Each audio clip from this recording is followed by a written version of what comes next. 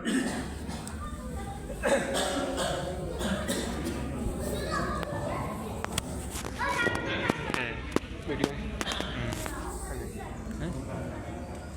Có đến này rồi.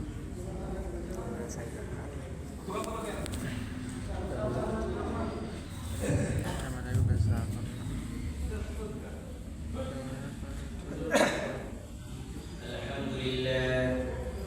الحمد لله نحمده ونستعينه ونستغفره ونؤمن به ونتوكل عليه ونعوذ بالله من شرور أنفسنا ومن سيئات أعمالنا من يهده الله فلا مضل له ومن يضلل فلا هادي له ونشهد أن لا إله إلا الله ونشهد أن سيدنا ونبينا ومولانا محمد الذي أرسله بالحق بشيرا ونذيرا وداعيا إلى الله بإذنه وسراجا منيرا أما بعد فقد قال الله تبارك وتعالى في كلامه المجيد وفرقانه الحميد أعوذ بالله من الشيطان الرجيم بسم الله الرحمن الرحيم هو الذي بعث في الأميين رسولا منهم يتلو عليهم آياته ويزكيهم ويعلمهم الكتاب والحكمة وإن كانوا من قبل لفي ضلال مبين صدق الله العظيم إن الله وملائكته يصلون على النبي يا أيها الذين آمنوا صلوا عليه وسلموا تسليما وصلى الله على سيدنا مولانا محمد وعلى آله وأصحابه وسلم صلى الله على سيدنا مولانا محمد وعلى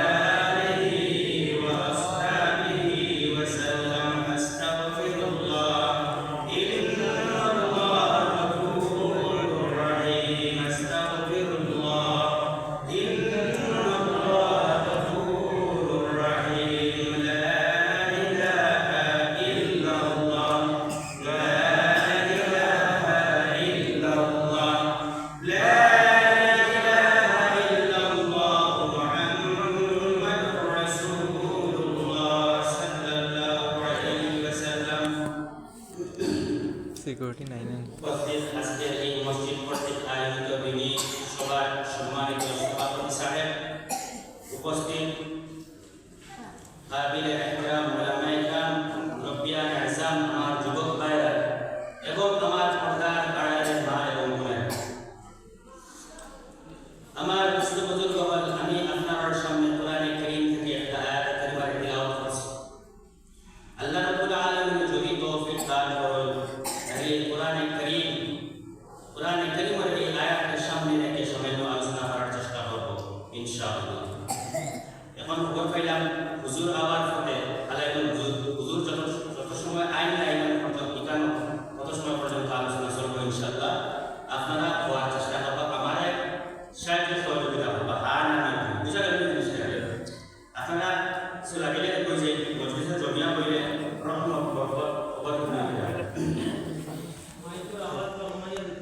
আমার দুস্থ বুজুর্গ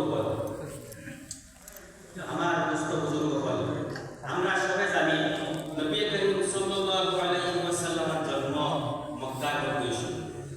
নবীজির জন্ম যে সময় হয়েছিল অথবা নবীজি যে সময় নবুয়তি ফাইলা, সেই সময় মক্কা বা গোটা আরব কান্ট্রির অবস্থা খুব শোচনীয় আসলে, বর্বরতার মধ্যে আসলে, জেহালতের মধ্যে আসলে, হিংসা হিংসা বিদ্বেষের মধ্যে এই জাতির বাস।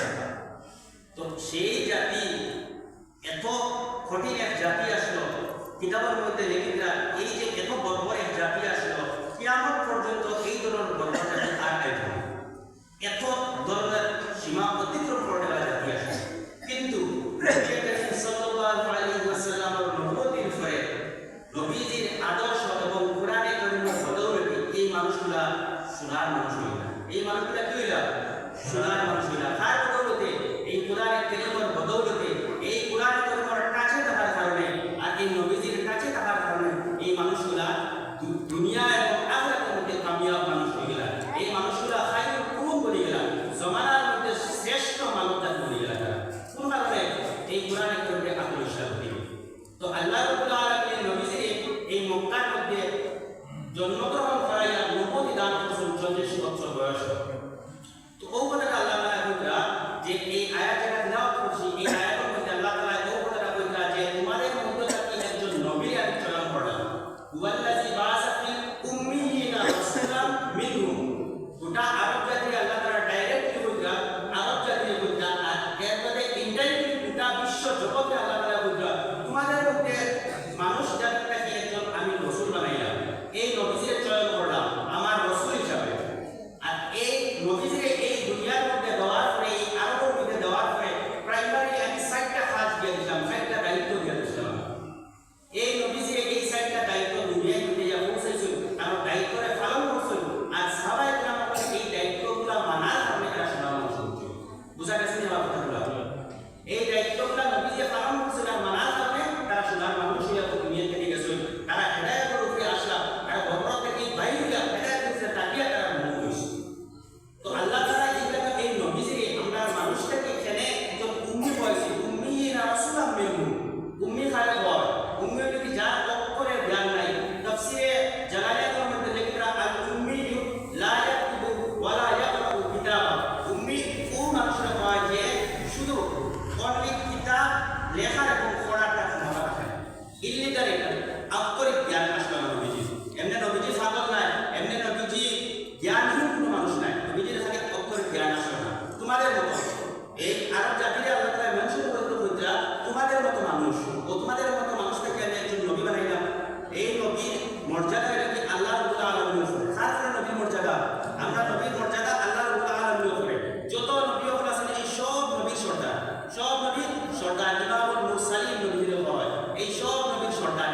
এই নবীরে যদি আল্লাহ রাব্বুল আলামিনের মানব জাতির থেকে না দেয়, ফেরেশতার থেকে দিতা তাইলে পারলাম না। ফেরেশতাকে দিলে পারলাম না, কিন্তু দিলা না তার মেজর একটা কারণ। কারণ কি? এই নবীজি তাইফের ময়দানে ইয়া রক্ত মুবারকের জমিনের মধ্যে জড়াইছে, উহুদের ময়দানে গিয়ে নবীজি দান মুবারককে শহীদ করছে। এরপরে দিনের বেলা নবীজি সাহাবায়ে কেরাম ইয়া দিনের মেহনত করছে। এরপরে কি রাত্রিবেলা তাহাজ্জুদের নামাজ নবীজি আদায় করছে। তারপরে ইশার নামাজ পড়ে নবীজি নফল নামাজ আদায় করতেন। একজন মানুষের পক্ষে এটা দেখা যায় প্রায় অসম্ভব হয়ে যায়। একজন মানুষের পক্ষে এই ধরনের কাজ যারা দিন মেহনত করিয়া তারপরে রাত্রে নামাজের মধ্যে ফাও ফুলানি, এটা স্বাভাবিক ব্যাপার না। এই কাজটা বড় কঠিন কাজ। একজন মানুষকে এই কাজটা বড় কঠিন হয়ে দাঁড়ায়। আল্লাহ তাআলা এই মানুষ দিয়ে ও কারণে তারা মুক্তার ও কারণে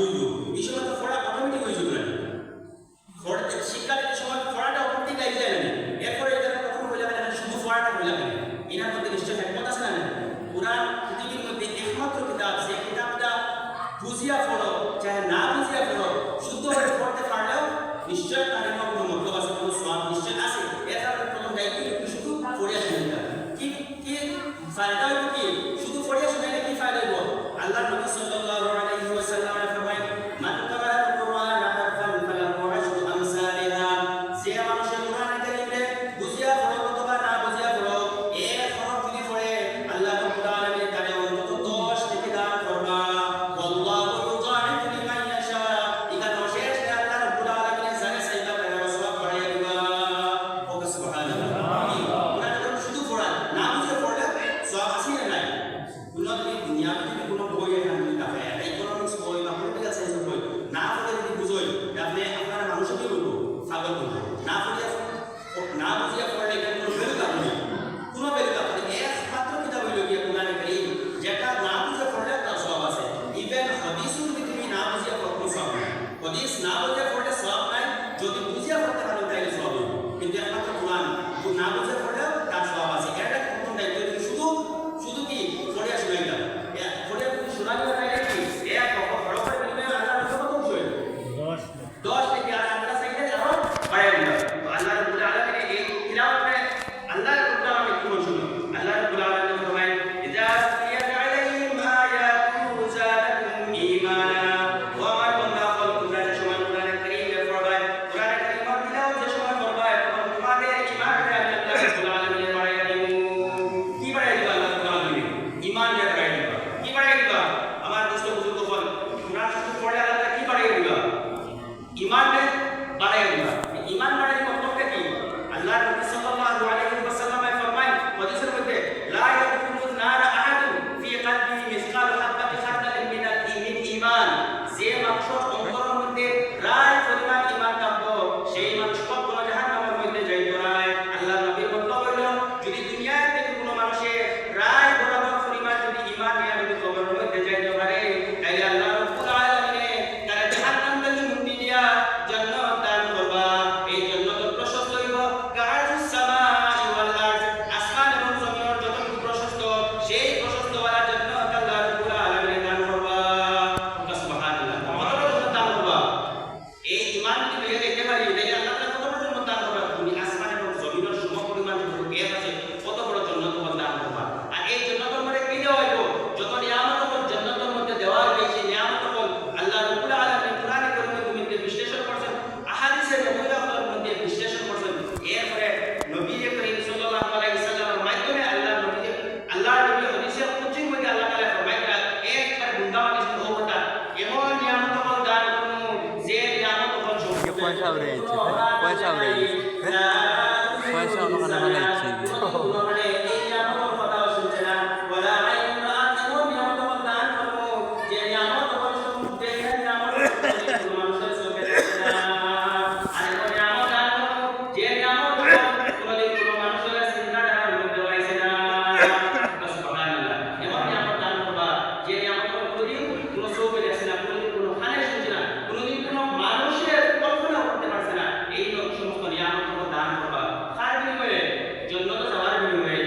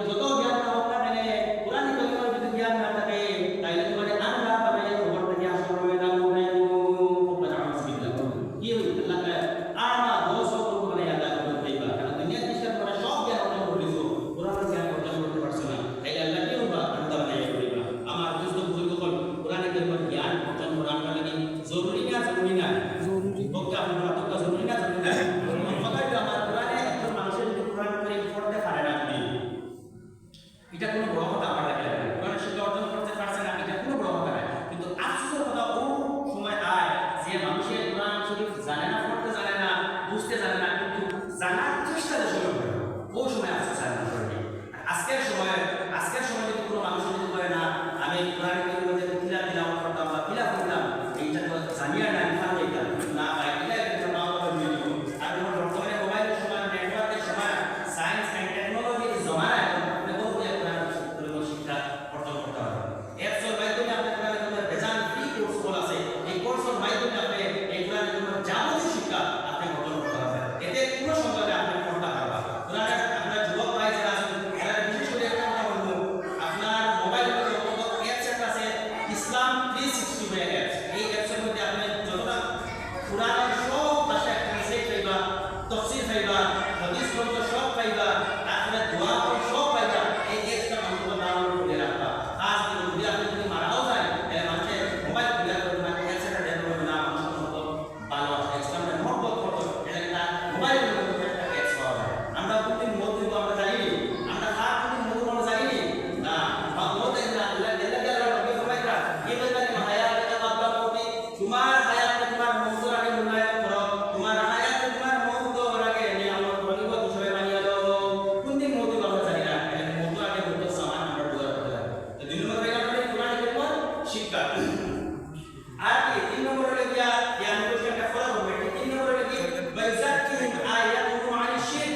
শিরক থেকে আল্লাহ রাব্বুল আলামিন রাসূল সাল্লাল্লাহু আলাইহি ওয়াসাল্লাম আমরা শিরক থেকে মুক্ত করতে। আমরা শিরক থেকে মুক্ত কি অন্তরকে পবিত্র করতে। অন্তরকে কি করতে? পবিত্র করতে। মানুষের অন্তরে গুনাহ মানুষকে সচরাচর কইতে থাকবে, এটা কোনো সন্দেহ নাই। মানুষের যে সময় গুনাহ করে, গুনাহ করার লগে লগে যে সময় তওবা করে যায় তখন তারা গুনাহ করে না। তওবা করে গেলে তার গুনাহ করে না। কিন্তু অন্তরের মধ্যে যদি শিরক থাকে তাইলে দেখেন এই শিরকে তারা জাহান্নামে নিয়ে না নেওয়া ছাড়া মানতো না। আল্লাহ রাব্বুল আলামিন ফরমাইলেন ইন্নাল্লাহা লা ইয়াগফিরু আন ইউশরাকা বিহি ওয়া ইয়াগফিরু মা দুনা যালিকা লিমান ইয়াশা। আল্লাহ রাব্বুল আলামিন শিরক করা মাফ করেন না। যে মানুষটা আল্লাহ রাব্বুল আলামিনের ইবাদতের ক্ষেত্রে শরীক করলো, জাতি সিফাতের ক্ষেত্রে শরীক করলো, সেই মানুষের আল্লাহ পাক রাব্বুল আলামিন কোনদিন মাফ করে দেন না। অথবা যদি অন্য কোনো যদি গুনাহ হয়ে যায় সেই গুনাহে আল্লাহ তাআলা চাইলে মাফ করে দিবা, কিন্তু শিরক গুনাহ করলে আল্লাহ মাফ করে দিবে না। বুঝা গেল? শিরক করে তোমার মাফি আছে না, অন্য কোনো গুনাহ করলে আল্লাহ চাইলে মাফ করে দিবা, কিন্তু শিরক এমন একটা বড় শিরক, এটা এমন বড় গুনাহ যে আল্লাহ তাআলা মাফ করে দেন না। এই শিরক আবার হচ্ছে দুই প্রকার। এই শিরক কয় প্রকার? শিরকে আকবর এবং শিরকে আসগর পাওয়া, এটা বলবে। শিরকে আকবর যেটা এটা আল্লাহ তাআলা সারিয়া অন্য মানুষের ইবাদত করা। ওয়ায়াকুনা মিন দুনি রাব্বিহিম লা ইয়াকুরুহুম ওয়া লা ইয়ানফুরুহুম। আল্লাহ ছাড়া অন্য যার তারা ইবাদত করে, এরা তারা শিরক করে। আর এই যার ইবাদত করে এর কোনদিন তার কোনো ফায়দাও করতে পারতো না, কোনো নুকসান করতে পারতো না। এটা হলো শিরকে আকবর বলা হয়েছে। আল্লাহর টোটালি বুঝিয়ে রাখা জিনিসটা শিরক দুইটা। আল্লাহর টোটালি সারিয়া অন্যের ইবাদত করা, অন্যের শরীক করা, অন্যের রব হিসাবে মানা, অন্যের ইবাদতকারী হিসাবে গণ্য করা, এটা হলো শিরকে আকবর। তো শিরকে আকবর মোটামুটি আমরা থেকে খুব কম হয়। শিরকে আকবরতে আমরা মোটামুটি মানুষ বাঁচি যায়, কিন্তু শিরকে আসগর যেটা এটা একটু মারাত্মক। আল্লাহ রাসূল সাল্লাল্লাহু আলাইহি ওয়াসাল্লাম ফরমাইতা আও সাহাবায়ে কেরাম বল, আমি জানি তোমরা শিরকে আকবর থেকে তোমরা বাঁচতে পারবা, কিন্তু আমি ডরাইয়া আমার সবচেয়ে বেশি ডর তোমাদের উপরে হইল গিয়া যে জিনিসটাকে ডরাই এই জিনিসটা হলো শিরকে আসগর। তখন সাহাবায়ে কেরাম ফরমাইলা কালু মা শিরকুল আসগর ইয়া রাসূলুল্লাহ, হে আল্লাহর নবী শিরকে আসগর কি জিনিস আমরা বুঝাই দাও। আল্লাহর নবী সাল্লাল্লাহু আলাইহি ওয়াসাল্লাম ফরমাইলেন রিয়া, রিয়া হলো শিরকে আসগর। রিয়া কি জিনিস জানেন? আল্লাহ রাব্বুল আলামিন ফরমাইলেন মান কানা ইয়ারজু লিকা রাব্বিহি ফালিয়ামাল আমালান সালিহান মান ফালিয়ামাল আমালান সালিহান ইলা আখিরিল আয়া। আল্লাহ রাব্বুল আলামিন ফরমাইলেন যে মানুষ অন্তরের মধ্যে আমি আল্লাহ রাব্বুল আলামিনের দর এবং ভয় রাখবো, সে যেন দুনিয়ার মধ্যে নেক আমল করে এবং আমার ইবাদতের সঙ্গে অন্য কারো শরীক না হয়। অন্য কারো শরীক করলে কি হবে? এটা শিরকে আকবর, এটা আসগর। তার এক্সাম্পল একটা দিয়ে দিই।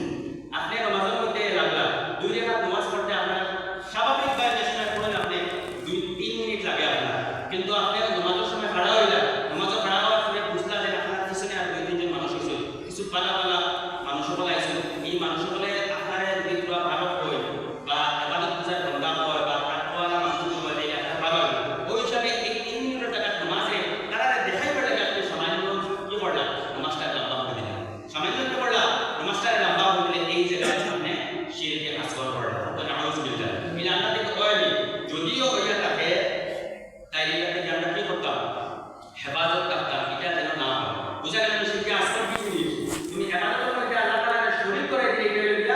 শিরকে আসগর। কিভাবে হইল?